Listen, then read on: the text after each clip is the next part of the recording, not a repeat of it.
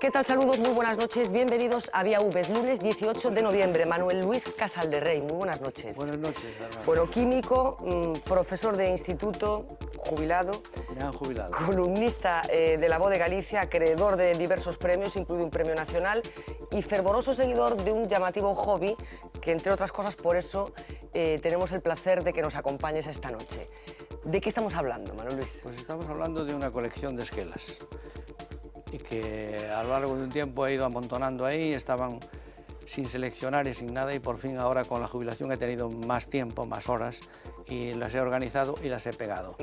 Como demostración de que esa colección existe, porque luego puede ocurrir como lo que sucedió con los óvulos humanos obtenidos a través de clonación, pues la colección existe. Este es una de las 3 carpetas que abarcan las casi 3.000 esquelas que están organizadas de una determinada manera. Bueno, esquelas que puede parecer que no, que una esquela, bueno, pues es un recordatorio o una comunicación que la familia hace cuando se produce el fallecimiento de una persona, pero tiene un trasfondo sociológico que detecta Manuel Luis Casal-de-Rey cuando bueno, decide poner en marcha esta colección.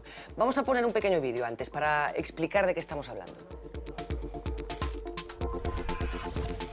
Que don Francisco Casal Brea falleciese a los 753 años de edad, confortado con los santos sacramentos, fue el primer detalle que atrajo la curiosidad de Manuel Luis Casal-de-Rey hacia las esquelas. Desde aquel febrero de 1999, este ex catedrático urensano de Física y Química ha coleccionado casi 3.000 reseñas mortuorias repletas de anécdotas y que permiten trazar todo un perfil sociológico de cómo se vive y se muere en Galicia. Por ejemplo, nos conocemos más por nuestros apodos que por nuestros nombres, así que en los obituarios no pueden faltar los motes más variopintos. El señor Amancio era, por ejemplo, o fogueteiro. A doña Mercedes se la conocía como a Peinadita. La señora Marina era a Moucha, viuda de Ocuco, para más señas. Y el señor Manuel, a pesar de sus 78 años, falleció siendo Manolito o Perrechudo. La clásica pregunta "E ti de quen ves sendo" también tiene reflejo en las necrológicas, por ejemplo, en la de Lola de Eladio do Zapateiro do Correo Bello. En algunos casos, como en el de don Ramón Fernández, se llega a rizar el rizo con una explicación en 5 pasos. Ramón de Paco de Xaviel do Machuco de Rúa. Las esquelas también dan cuenta de nuestra riqueza patronímica, inmortalizando nombres poco comunes como Fredizbinda, Dodolino y Everilda, o en desuso como Deliciosa, que además era viuda de Divino. Pero la necrológica se convierte muchas veces en el mensaje postrero del difunto o de su familia, algo para lo que es habitual tomar prestada alguna cita literaria. En Galicia, una de las más usadas pertenece a Álvaro Cunqueiro. Señor, se tiveses que falar de min, diso mentes que fun como un grande area, que nun instante, ao pasar entre as túas mans, brillou.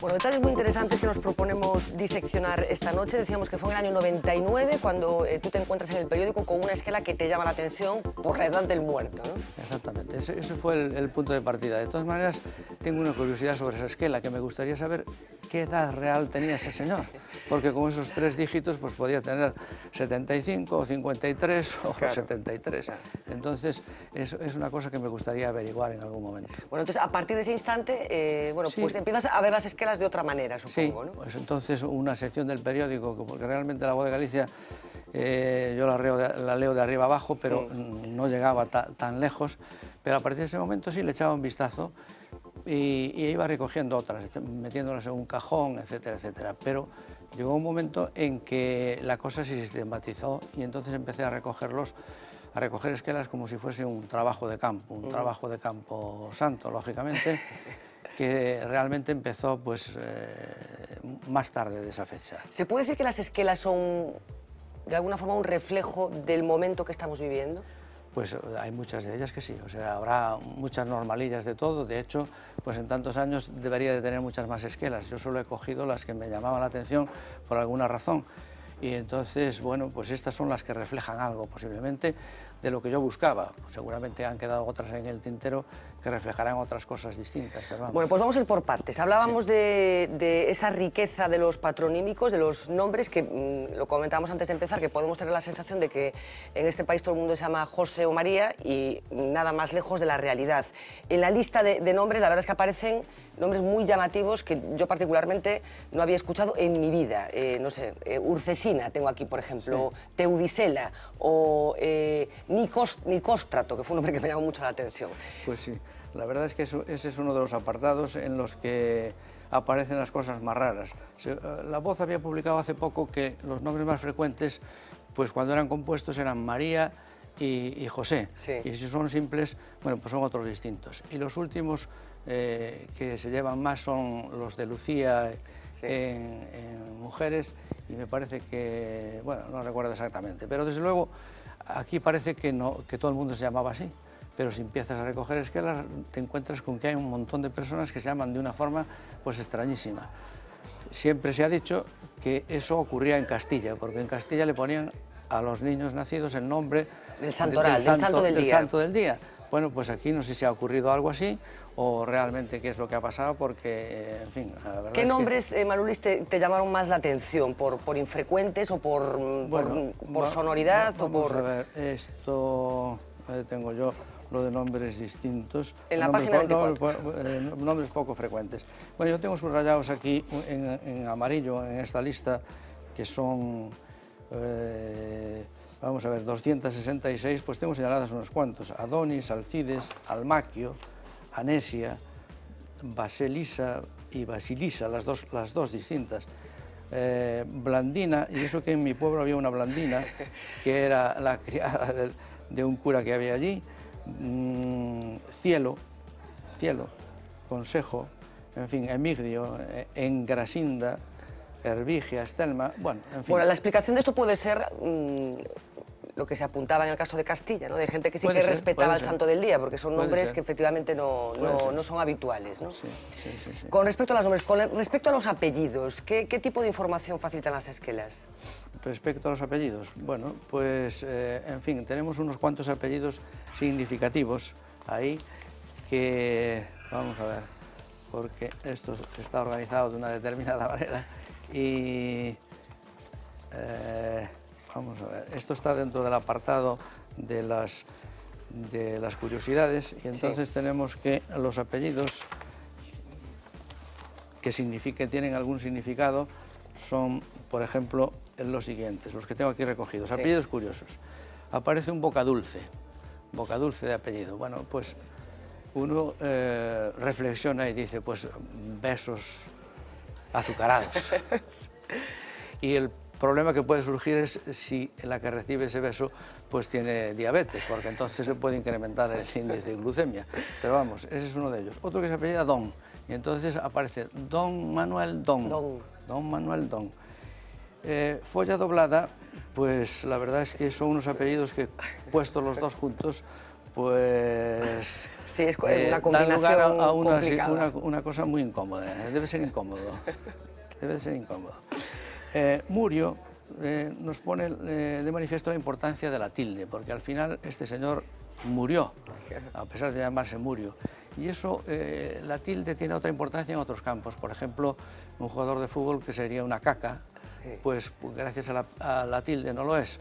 O una alcaldesa que sería Barbera, y gracias a la tilde no lo es. Claro, es Barbera, efectivamente. Exactamente. O el recogedor de algas que encontró la tilde, que era Algueró, Luis Algueró, aquel compositor famoso que tú a lo mejor, como eres muy joven, no lo recuerdas. lo recuerdo. Pues Augusto Algueró. Augusto Algueró. Pues Augusto Algueró salvó su tipo gracias a una tilde que encontró, pues si no sería el alguero, es decir, el que recoge las algas. Bueno, pues este señor, al final, la tilde le hizo una faena porque se murió.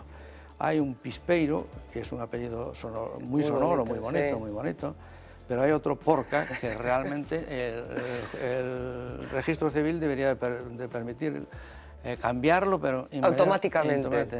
Inmediatamente. Y después aparece una viuda de la Mata, que realmente no se cumplió lo que dice, se casó con la Mata, por eso ahora es viuda, pero la Mata no la mató, claro. Sino que es. o Soubanova, que deberíamos de llamarle Souviña. Soubanova, qué bonito apellido. Es precioso, pero en realidad es unha Souviña, é unha Soubanova pequena, tal. Cosas muy curiosas que fue encontrando Manuel Luis Casal de Rey. Por ejemplo, algo que puede denotar también que vivimos mejor que hace unos años. Empiezan a aparecer centenarios, que supongo que hace muchos años era una rareza absoluta que cualquiera superara el siglo de vida, ¿no? Bueno, yo este apartado, porque hay una cosa que quiero aclarar. Y es que, bueno, en primer lugar, esta colección no tiene nada de truculento ni de rebuscado de muerte y tal y cual, no. Simplemente es un arabesco lateral del método científico. Cuando un naturalista se encuentra con animales distintos y quiere clasificarlos o plantas, pues dice, bueno, voy a poner aquí todos los que tengan 4 patas, y aquí los que tengan 6, y aquí los que tengan 2. Y entonces a cada grupo de esos le da un nombre. Bueno, pues esto primero eran un montón de esquelas, y después se han ido agrupando, pues como hacen los naturalistas. En definitiva, es un poco la visión del científico, aunque luego, pues escarbando ahí, aparezca lo que sea. Entonces, este primer apartado centenarios al principio no estaba. Entonces, hay muchas más esquelas recogidas en los últimos años que en los anteriores. Entonces, están organizadas por... O sea, en este grupo solo caben los que tengan 100 años y más. Están organizados en orden creciente de edad. Y es sorprendente, pues eso, que cada vez hay más centenarios y que, bueno, yo tengo aquí dos esquelas de 2 mujeres que han cumplido 108 años. Que no está nada mal. Que no está nada mal. Y hay una tabla aquí en que de todas las esquelas de centenarios que tengo, que son unas 158, por supuesto las mujeres arrasan porque son 121, es decir, un 70 y pico % largo frente a los hombres. Hay una noticia que traía la Voz de Galicia de ayer en su edición. Sí, una entrevista con un centenario. Un centenario, ¿no? Que no sé si iba en todas las ediciones, pero en la de Pontevedra sí. Y que me llamó mucho la atención, porque lo entrevistaban porque va a cumplir 107 años. Sí. Bueno, pues cuando se le pregunta a toda esta gente que llega a los 100 años, ¿usted qué clase de vida hizo para llegar a esta edad? Bueno, pues yo comí poco, yo paseaba mucho, yo no fumaba, yo no bebía, tal y cual. Bueno, después siempre hay el clásico chiste que están entrevistando a ese señor y se oye un ruido tremendo y dice, ¿y qué pasa ahí arriba? Dice, no, ese es mi padre, que está montando una juerga y tal y cual. O sea que este era de vida así. Bueno, pues a mí lo que dijo este señor es que me pareció fantástico y maravilloso. ¿Cuál es el secreto para llegar a los 107 años? No morirse. No morirse antes. Efectivamente, una estupenda entrevista de Mónica Torres, que sí que apareció en todas las ediciones, una gran pieza, señor. Más cosas, apodos, otra cosa que nos singulariza, yo no sé si a todos los gallegos o a los gallegos que todavía viven en un entorno más o menos rural o en un barrio con identidad, digamos. Y si esto se está perdiendo, si estás también detectando que esto empieza a diluirse un poco. Bueno, vamos a ver, yo en la colección que tengo, desde luego no he notado que se diluya, porque se está muriendo gente que precisamente procede de situaciones de estas, que eran las de los pueblos, que eran las de los barrios o que siguen siendo los barrios, pero esto se está perdiendo y por eso es una de las razones por las cuales este material, desde mi punto de vista, tiene algún interés, porque recoge cosas que eran así y que muy posiblemente dentro de poco ya no serán. Bueno, ahí en la presentación se han pasado una serie de apodos, son tantos que desde luego son 736 apodos, entonces yo para arreglarme un poco subrayé unos en rojo y otros en amarillo y solamente me voy a referir a los que están en rojo. Y entre ellos, bueno, pues algunos ya han salido ahí, Cagancho, por ejemplo, Carmen a Caralleta, o Carracheiras, o Carracho, o Carramexo. Y de paso quiero hacer una salvedad. Yo en todo caso me reiría con los muertos, pero nunca he pretendido reírme de los muertos. Está clarísimo. En Maside la muerte era una cosa muy seria y como no había tanatorios ni nadie sabía lo que era eso, pues los velatorios se hacían en las casas. Bueno, pues acababan siendo una auténtica juerga a base de chistes que contaba la gente. Y bueno, y tampoco se estaban riendo de los muertos, sino que pasaban la noche de esa forma. No, bueno. Está claro, está claro. Apodos estamos diciendo. Sí, apodos. Por ejemplo, a mí me llama la atención los que tienen J, por ejemplo, Greñas o Jarañeiro, porque yo no tengo el gallego de las Rías, el gallego de Maside era un gallego... No tiene geada, no tiene geada ni claro. tiene siseo. En el verano venía una señora y nos vendía tomates de su huerta. estos non teñen herbicidas, Bueno, pues la jota a mí todavía me llama la atención. Bueno, hay un montón de ellos, algunos ya sean... Mariquito, por ejemplo, hay aquí uno, sí, machote. O mariquito, machote, sénica, tolo, túzaro, o víbora, o vinagre, o vivito, pero como tenemos poco tiempo, sí, dentro de los apodos, y además estaba seleccionado previamente, hay uno que es o lituano. Bueno, pues este tal lituano es un señor que se llamaba Antanas Viskantas. Supongo que sería lituano. Antonio Ulituano, pone debajo, Antonio Ulituano. Bien. Voluntario do Prestige. Ah, pues interesante. Tú fíjate cómo resumieron un nombre complicado, sí, y difícil de pronunciar, pues las personas de Muxía, porque las esquela es de Muxía, ahora vamos a aclarar otros aspectos interesantes de ella, pues Antanas Viskantas, pues es dificilísimo. Y lo tradujeron, digamos, al... Antanas Antonio, claro. O lituano, si es que era lituano. Pero hay toda una historia aquí detrás, porque permite deducir que es un hombre que llegó cuando fue el Prestige y pues que parece que se quedó allí. Esa, ¿no?, historia me gustaría que algún periodista de La Voz la arrastrease. Pues seguro que nuestros compañeros de Carballo están tomando nota, pues, me consta que son muy buenos. Voluntario do Prestige. Hai unha frase que dice: forte un e outro máis forte, falades con valentía dos que rinde ante da morte, de González López Abrente. Cando murió este hombre? Finou onte, aos 44 anos de idade. Onte era el 31 de abril de 2004, es decir, muy poco después, porque lo del Prestige fue en el 2002. Bueno, pues un poco después. Año y medio después del Prestige. Pero ¿quién publica esta esquela? A Confradía de Pescadores Virxen da Barca de Muxía e os teus amigos nunca te olvidaremos. Tú fíjate qué historia ahí tan bonita, está encerrada en esa esquela, es verdad. De una esquela. Y además continúan, despediremos a Antonio, es decir, sí, que ya no era o Antonio o lituano, seguramente ya llegó a ser o Antonio. Preto do mar, o vindeiro sábado, día 3 de abril, no funeral que se celebrará no santuario da Barca, ás 6 da tarde.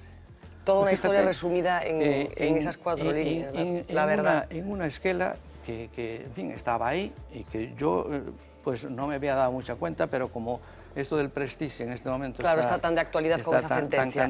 Vamos a ir comentando cosas a partir de esquelas concretas que pueden estar incluidas en algunas de esas categorías en las que fuiste organizando todo el material. Vamos a empezar con una que yo creo que nos va a permitir hablar, bueno, de cómo han cambiado las relaciones entre los hombres y las mujeres. Antes se supone que todo el mundo estaba casado por la Iglesia, en estos momentos ya las esquelas reflejan otro tipo de relaciones, ¿no? Sí. El apartado Signos de nuestro tiempo que... Ahí estamos viendo una esquela de Abel Óscar Arijón en el que aparece compañera, ya no aparece su mujer, ¿no? Están encuadradas en lo que he llamado Signos de nuestro tiempo, porque en mi época no había esas cosas. Entonces, efectivamente, hay una que encabeza la sección, que es una esquela en la que se muere una persona joven. Sí. Entonces, en la esquela aparece su madre y su marido. Pero el marido no es el padre del finado. Y después aparece el padre y la esposa, claro, pero la esposa no es la madre del finado. Claro. Entonces, esto hace 40 años era impensable, que se publicara una esquela...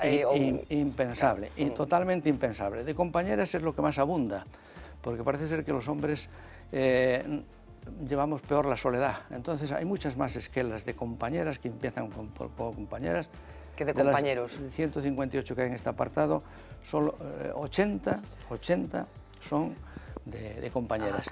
Y además es interesante ver cómo hay una serie de viudos que han conseguido reconstruir su vida con una compañera. A lo mejor no han querido casarse por lo que sea, pero han encontrado una persona con la que vivir a partir de su viudedad. Todas las cosas que nos dicen las esquelas, por ejemplo, recurrir de una forma sistemática para que las personas que leen la esquela sepan de quién estamos hablando, a la profesión como algo más que una ocupación que nos permite ganar dinero, sino como algo que identifica a la persona. Hay muchísimos ejemplos de profesiones que aparecen recogidos en las esquelas. Bueno, pusimos algún ejemplo para que las tuviéramos presentes: pescadero, funcionario del Ministerio de Economía y Hacienda, bombero jubilado de A Coruña. ¿Esto es muy frecuente todavía, que se haga constar la profesión? Por lo menos en las esquelas estas sí, pero profesiones tirando a oficios, es decir, por ejemplo, aparecen pocas esquelas... Bueno, es de la funcionario del Ministerio de Economía y Hacienda. Sí, realmente es un caso raro, porque la mayor parte de las veces, por ejemplo, los médicos solo aparecen porque el colegio médico pone una esquela de esa persona que se ha muerto, pero generalmente son de ese otro tipo de carpinteiros o bombeiros o cosas de esas. Sí. Bueno, más cosas, más curiosidades. Tenemos una esquela de una mujer, Encarnación Carballas, que tenía 16 hijos. ¿Te llamó la atención esta esquela? Vamos a ver, no recuerdo si es el nombre ese, pero... Sí, la tenemos ahí en pantalla. Si es la que yo digo, vamos a ver. Aquí, dentro de las curiosas, hay un apartado que es coincidencia entre apellidos de madre e hijos. Bueno, en nuestra época, cuando una mujer tenía un hijo que aparecía con sus apellidos, fillo de solteira. Claro. E incluso hay una cosa muy interesante que yo recuerdo de Maside, y es que había gente que decidía tener un hijo porque ¿qué me vaya a defender a mí cuando sea bella? Que se llamaba ter un fillo para a vida, ¿no? Un fillo para a vida. Bueno, pues de esto todavía hay muchas, porque realmente aquí yo tengo 108 esquelas recogidas en esas circunstancias. La mayor parte de las mujeres tienen un solo hijo cuyos apellidos coinciden con el de ella. Pero resulta que hay una esquela en la que la mujer tiene 10... bueno, no, esa que me preguntabas tú son 16 hijos, ese pertenece a otro apartado, pertenece al apartado de las personas que tienen muchos hijos. Es la que más tiene, de todas las que tengo yo.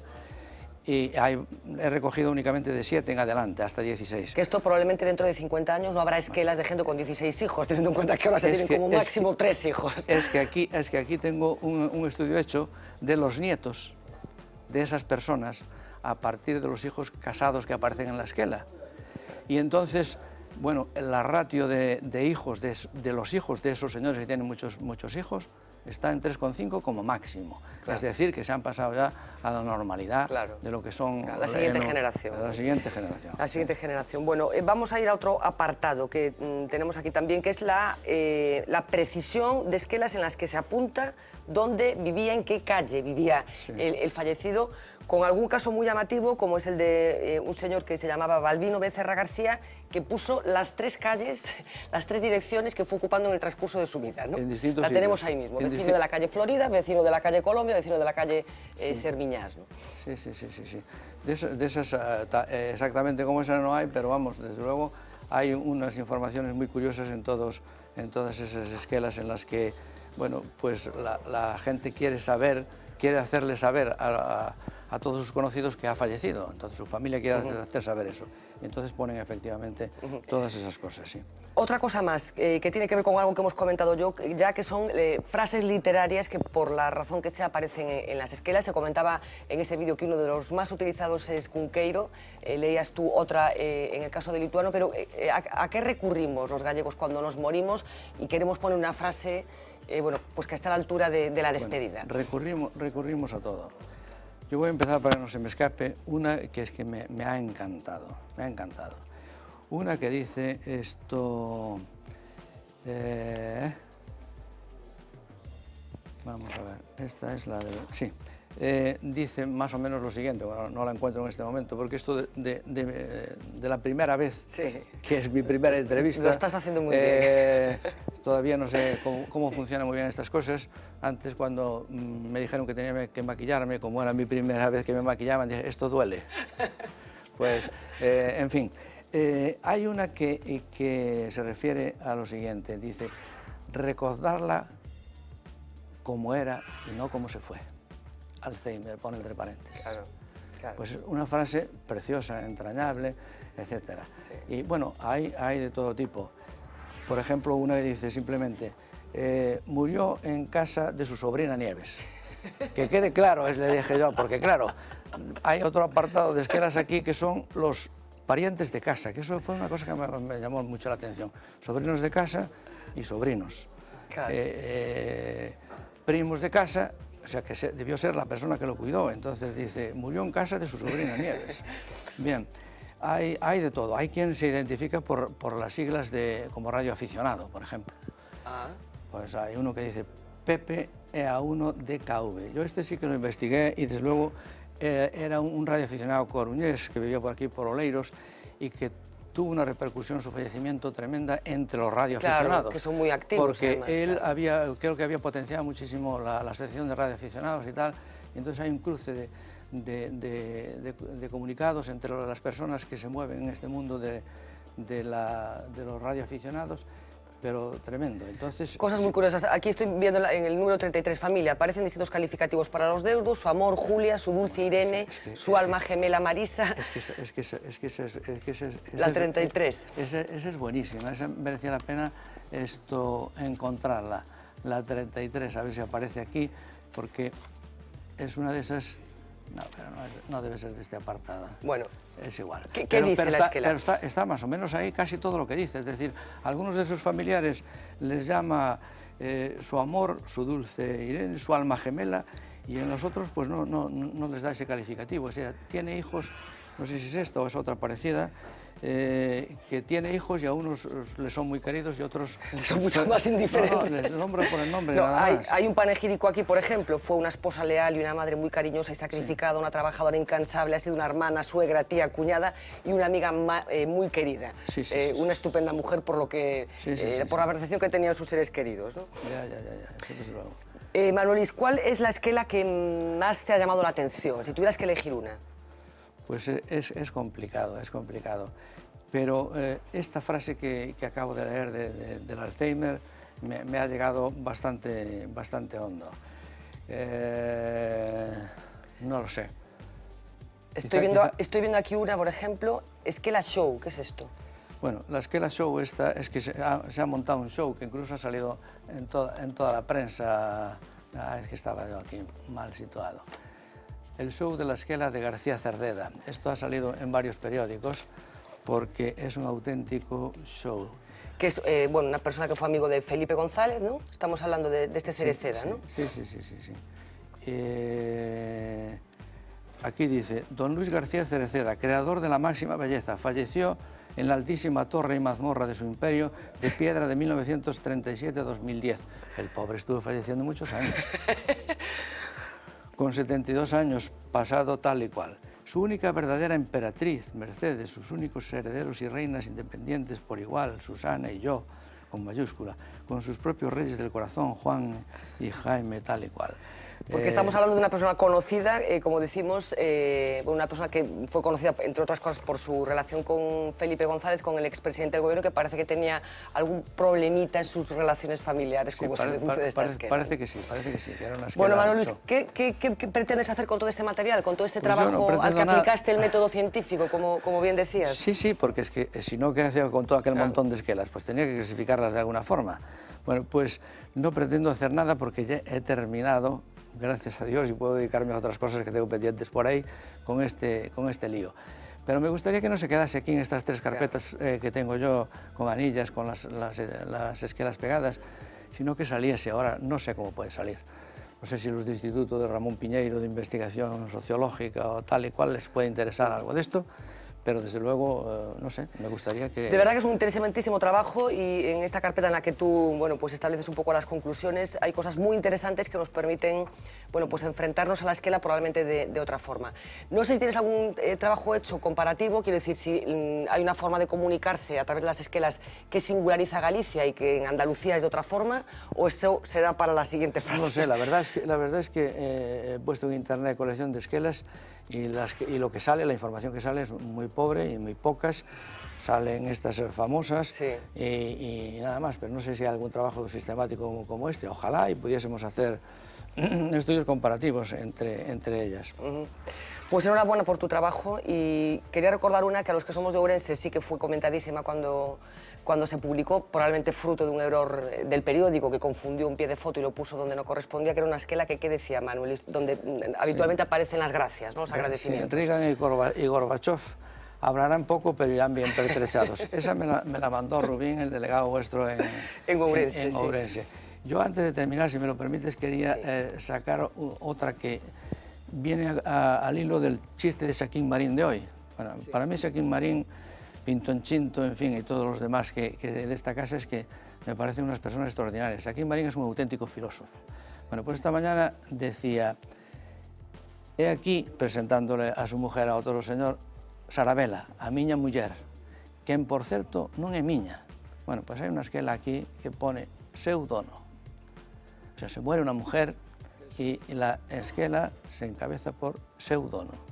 Y entonces, este contraste de la bondad del querido...